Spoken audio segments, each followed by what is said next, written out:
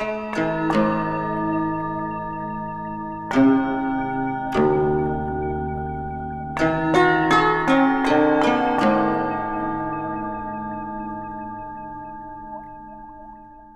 dans les vidéos précédentes, on a vu que lorsqu'on se plaçait dans le cadre de la deuxième quantification, il y a cette physique quantique où on quantifie bien sûr la masse de la matière, mais aussi la lumière, eh bien, on avait comme conséquence que ne restait finalement comme seule réalité indestructible que le vide.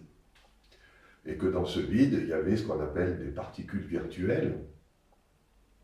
Ces particules virtuelles ont pour rôle d'apparaître de manière transitoire et de disparaître suivant la relation d'incertitude temps-énergie d'Heisenberg.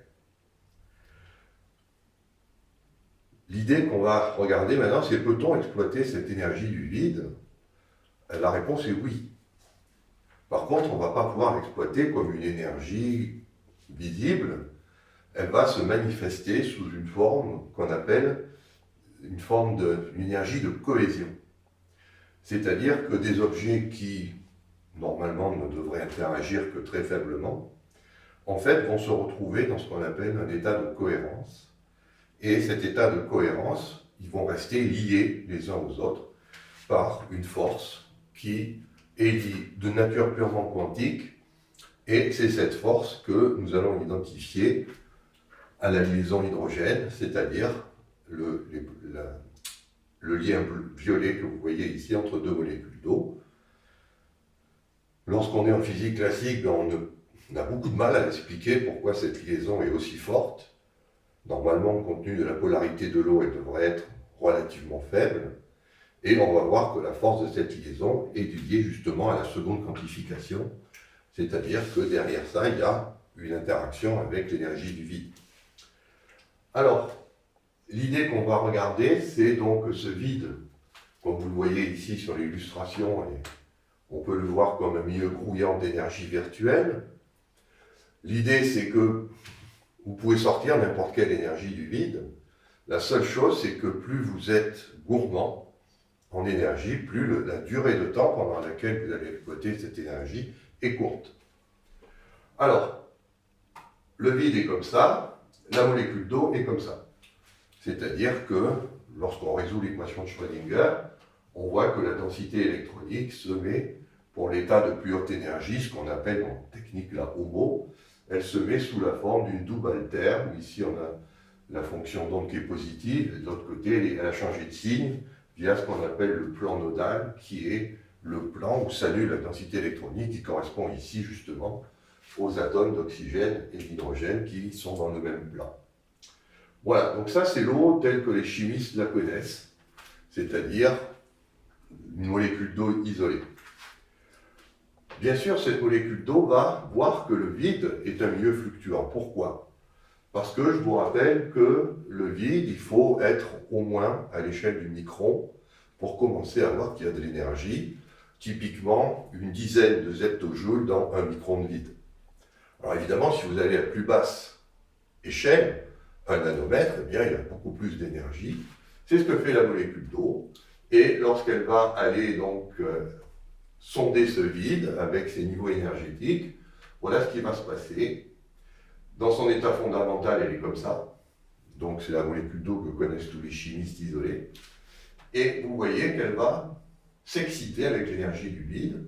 Donc là, je vais choisir une énergie de 1932 zeptojoules. Sachant qu'il y a à peu près 15 zeptojoules par micron, ça veut dire qu'on est effectivement à l'échelle du nanomètre. Ça correspond à une longueur d'onde de 100 nanomètres ou une fréquence que vous pouvez convertir en hertz. Et l'idée, elle est simple, c'est que quand la molécule est là-haut, dans son état excité, si elle était isolée, eh bien, ça relaxerait vers le niveau fondamental. C'est-à-dire l'énergie serait empruntée au vide, serait rendue. Ce n'est pas ce qu'on va faire, on va transférer cette énergie sur une autre molécule d'eau qui est à côté. Donc ça nécessite que les molécules d'eau soient proches les unes des autres, c'est-à-dire que ça ne se fait pas à l'état gazeux. Il faut être au moins à l'état liquide, et idéalement à l'état solide, c'est encore mieux. Et puis après, pendant ce laps de temps où la molécule se désexcite, c'est l'autre qui prend l'excitation.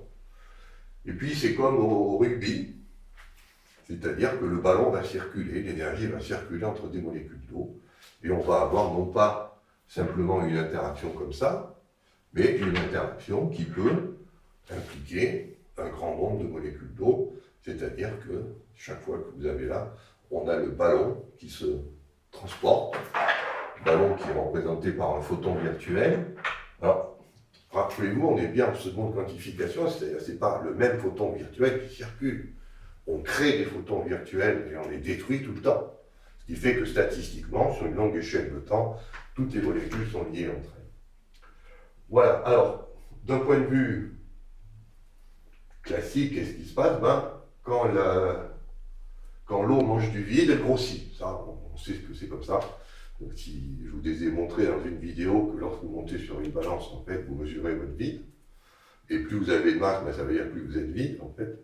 Donc c'est pareil, la molécule d'eau qui mange un photon virtuel grossit. Elle change un petit peu de taille, elle devient un petit peu plus grosse. Et surtout, suivant le type de niveau d'énergie qui est impliqué ici, elle va changer de forme.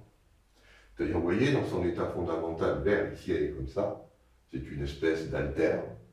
Dès qu'elle va se placer dans l'état excité, elle va acquérir cette géométrie, qu'on appelle une géométrie tétraédrique, c'est-à-dire qu'on va voir apparaître très clairement deux directions préférentielles vers laquelle la densité électronique va se préférer se mettre. Et ça, effectivement, comme on l'avait remarqué depuis très longtemps, depuis que la diffraction des rayons X existe, l'eau à l'état de glace avait cette caractéristique d'être toujours sous forme de ce qu'on appelle un tétraèdre. Donc là, dans ce formalisme, on associe l'état tétraédrique de l'eau à un état mixte où on s'excite avec un niveau excité. Si, pour ceux qui connaissent d'un point de vue technique, l'état excité qui a été choisi ici sont des niveaux 5D de l'oxygène. C'est-à-dire que c'est des orbitales qui ont des formes de trèfle. Et c'est pour ça que la molécule d'eau va faire ce qu'on appelle une hybridation entre son fondamental et l'état de trèfle de l'oxygène, qui va donner cette forme caractéristique tétraédrique. Ça, c'est bien connu en physique quantique. Après, le reste de l'histoire, c'est ce qu'on appelle de la cohérence de phase. C'est-à-dire qu'on va utiliser la relation d'indétermination entre le nombre de quanta, le nombre de photons virtuels, et la phase de ces photons virtuels. Et l'idée, elle est là, vous voyez, quand je veux décrire un gaz, c'est-à-dire un champ quantique incohérent, eh bien, je vais tout simplement lancer, regarder que chaque molécule d'eau correspond à, si vous voulez, une flèche qui tourne, une espèce de chronomètre. Alors, je vous rappelle que la fréquence de rotation, c'est pas celle de chronomètre, c'est 10 puissance 24 Hz. C'est une flèche qui tourne dans l'espace interne de la molécule. C'est une flèche quantique. Et comme vous le voyez, quand je suis à l'état gazeux, on a ce qu'on appelle un état incohérent, c'est-à-dire que les flèches sont... Si je prends la flèche de cette molécule d'eau, elle n'a rien à voir. Elle tourne, mais elle n'a pas du tout la même orientation que celle-là. Elle n'a pas la même orientation que celle-là, et ainsi de suite. De même, les photons qui sont extraits du vide sont aussitôt rendus au vide, c'est-à-dire qu'il n'y a pas d'interaction entre le vide et la matière, ou du moins ça se limite à une seule molécule. On est dans ce cas-là, dans ce qu'on appelle une incohérence de phase. Pourquoi? Bien parce que le nombre de quanta est connu avec précision. Son incertitude tend vers 0, parce qu'on peut compter 1, 2, 3, 4, 5, 6. Donc on n'a pas d'incertitude sur le nombre de quanta. Par contre, on a, comme on a la relation qu'on a vue dans une vidéo précédente,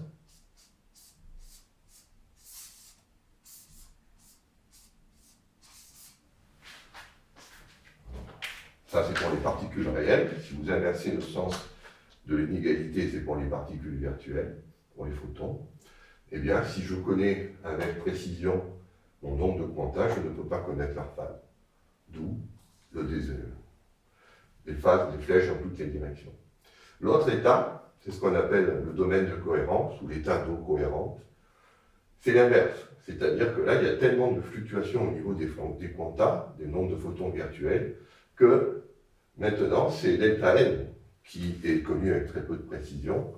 Et à ce moment-là, si delta n devient très grand, ben, il faut que la phase soit cohérente, c'est-à-dire que l'incertitude sur l'indétermination sur la phase tend vers 0, et vous obtenez cette image, c'est-à-dire alors qu'avant vous aviez 6 quanta et des photons qui étaient complètement en décohérence, maintenant vous retrouvez vos 6 quanta plus les photons, c'est-à-dire que tout s'est soudé pour faire un objet quantique qui est là à 6 molécules.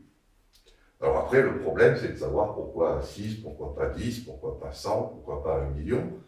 On verra que le résultat du calcul montre qu'on a à peu près 10 millions de molécules d'eau qui sont concernées pour un domaine de cohérence.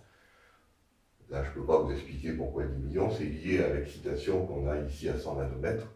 Si vous prenez une longueur d'onde de 100 nanomètres, ça veut dire que vous avez un cube de 100 nanomètres par 100 nanomètres par 100 nanomètres.